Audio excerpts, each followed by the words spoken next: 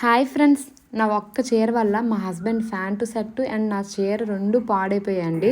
నా sorry border వచ్చేయమంటే సారీకి మొత్తం అంటేసింది, మా హస్బెండ్ ప్యాంటు షర్టుకి కూడా అంటేసింది. బట్టలు మొత్తం వాష్ చేసి ఒక దగ్గర పెట్టడం వల్ల సారీ కలర్ అయితే మొత్తం అన్నిటికైతే అంటుకుంది. ఎంతో ప్రేమగా కొనుక్కున్నాను, ఒకసారి కట్టాను. కొన్ని తర్వాత మా హస్బెండ్ కూడా కలర్ బాగుంది అన్నారు. ఏం లాభం, సారీ అయితే పాడైపోయింది. మీకు ఎవరికైనా ఉపయోగపడతాయి అని కొన్ని టిప్స్ అయితే చెప్తున్నాను. ఫస్ట్ నార్మల్ వాటర్ తీసుకొని అందులో సర్ఫ్ ఎక్సెల్ వేసుకొని వాటర్ అయితే వదులుకోవాలి. ఇలా వదలడం వల్ల సర్ఫ్ అయితే కరుగుద్ది. తర్వాత ఏమంటే అందులో బ్లీచింగ్ పౌడర్ అయితే వేసుకోవాలి.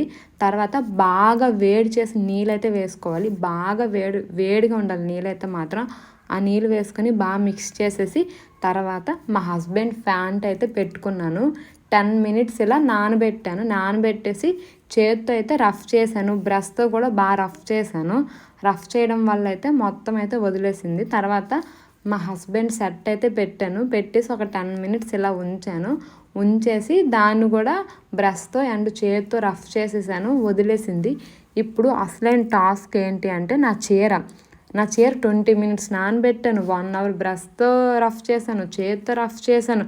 అస్సలు ఎంత రవ్వ కూడా కలర్ అయితే పోలేదు, లైట్గా వదిలింది అంతేని. మీకు ఎవరికైనా ఈ కలర్ పోవడానికి ఏమైనా టిప్స్ ఉంటే కామెంట్స్లో చెప్పండి అబ్బా. చాలా బాధగా ఉంది, ఎందుకంటే ఎంతో ఇష్టంగా కొనుక్కున్న చీర ఒక్కసారి కట్టుకున్న చీర మొత్తం పాడైపోయింది. మా హస్బెండ్ ప్యాంటు షర్ట్కి అయితే ఈ టిప్స్ అయితే బాగా ఉపయోగపడ్డాయి, కానీ నా సారీకి అయితే ఉపయోగపడలేదు. ప్రజెంట్ అయితే ఆరబెట్టాను, ఆరాక ఇంక తెలుస్తుంది. Okay bye.